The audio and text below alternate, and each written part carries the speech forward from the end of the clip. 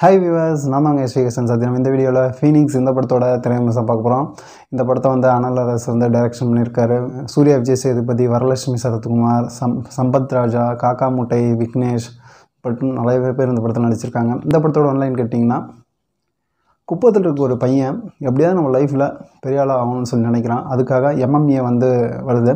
So இதில் யார் ஜெயிக்கிறாங்களோ அவங்களுக்கு ஹார்பரில் லைஃப் லாங் வந்து ஒரு வேலை அப்படின்னு சொல்கிறாங்க. அதில் எப்படியோ ஜெயிச்சு லைஃப்பில் செட்டில் ஆகணும்னு நினைக்கிறாரு சூர்யாவும் அவரோட அண்ணாவும். ஸோ எப்படி செட்டில் ஆனாங்களா இல்லையா, என்ன நடந்துச்சு, ஏன் சூர்யா வந்து ஒரு எம்எல்ஏவை கொல்லணும், எம்எல்ஏவுக்கும் சூர்யாவுக்கும் என்ன இடையில் நடந்துச்சு, இந்த கொடூர கொலைக்கு என்ன காரணம், இது பின்மையில் என்ன நடந்துச்சுன்னு சொல்கிறதோட ப்ளஸ் மைனஸ் பார்ப்போம். இந்த படத்தோட சென்ஸ் ஆக்ஷன் லவர்னால் யாரோ அவங்களாம் அந்த படம் பெருசாக பிடிக்கும், ரொம்ப பிடிக்கும், தூக்கி வச்சு கொண்டாடுவீங்க. ஏன்னா அந்தளவுக்கு வந்து ஆக்ஷன்ஸ் ரொம்ப படம் ஃபுல்லாக இருக்குது. படம் ஆரம்பித்த இன்டர்வல் வரைக்கும் கிட்டத்தட்ட 1 மணி நேரம் ஆக்ஷனாகவே போயிட்டுருக்கு. ரத்தம் திரிக்கக்கூடிய காட்சிகள், வன்முறை நிறைந்த காட்சிகளாக தான் இருந்துச்சு ஃபர்ஸ்ட் ஆஃப் ஃபுல்லாக. ஸோ சம்பத் ராஜோட கதாபாத்திரம் ரொம்ப ஒரு யதார்த்தமாகவும், அவர் கொடுத்த ரோல் ஸ்க்ரீனில் ஒரு அனுபவமான ஒரு நடிப்பை வந்து இன்னும் ப்ரெசென்ட் பண்ணிக்கிட்டே இருக்கிற அந்த மனுஷன். ஸோ அந்த எம்எல்ஏவோட ரோலாக கூட இருக்கட்டும், ஒரு அரசியல்வாதியாக கூட இருக்கட்டும், ரொம்ப யதார்த்தமான இந்த படத்துக்கு என்ன தேவையோ சம்பத் ராஜ்குமார் நல்லா கரெக்டாக பண்ணி கொடுத்துறாரு. ஸோ வரலட்சுமி சரத்குமார் பழிவாங்கும் நோக்குதல், ஒரு வில்லத்தனம், ஒரு ரெகடான ஒரு உமான் எப்படி இருப்பாங்க. ஸோ அந்த மாதிரி சீக்வன்ஸ்னால் வேறு லெவல். இன்னும் உங்கள்கிட்ட அந்த ஆக்டிங் ஸ்கில் வச்சுக்கிட்டே தான் இருக்காங்க. அதை வெளிப்படுத்தும் போது அந்த லோக்கல் உமானாக மாறும்போது ரொம்ப சூப்பராக நல்லாவே இருந்துச்சு. காக்கா முட்டை விக்னேஷ் வந்து அவரோட கதாபாத்திரம் நல்லாவே இருந்துச்சு. முத்துக்குமார் அவரோட போர்ஷன் நல்லாவே இருக்குது. ஒளிப்பதிவாளர் வேல்ராஜ் அவரோட காட்சி அமைப்பில் மிரட்டியிருப்பார். அவர் வரக்கூடிய சீக்வன்ஸ்லாம் பிஜிஎம் போட்டு எலிவேஷன் பண்ணி வேறு லெவல் பண்ணியிருப்பாங்க. படத்தில் நடித்த எல்லாருமே அவங்களுக்கு கொடுத்த வழியாக கரெக்டாக பண்ணியிருக்காங்க.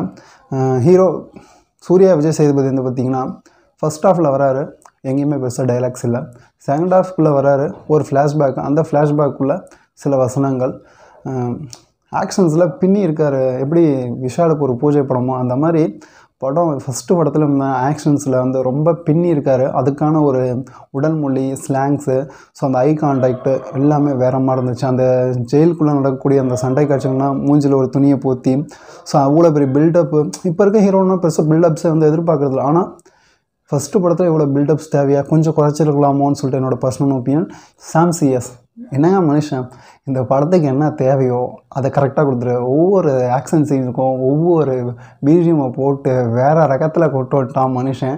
ஏன்னா அந்தளவுக்கு இருக்க ஸ்க்ரீனில் பார்க்கும்போது நீங்களே பார்ப்பீங்க, ஒரு ஆக்ஷன் லவ்வர்ஸுக்கெல்லாம் இந்த படம் ஒரு வரப்பிரசாதங்க.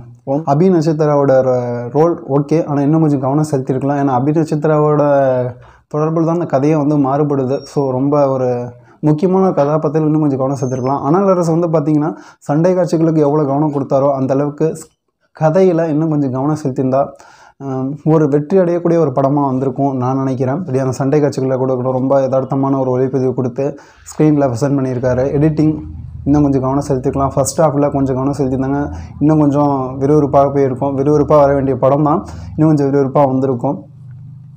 ஆக மொத்தத்தில் இந்த படம் வந்து இந்த படத்துக்கு நான் கொடுக்குற ரேட்டிங் 5க்கு 3.5. இது போன்ற சுவாரஸ்யமாக அடுத்த முயற்சி சந்திப்பது உங்கள் எஸ்விகேசன் சத்யான்பு. பாய், லவ் யூ டு ஆல்.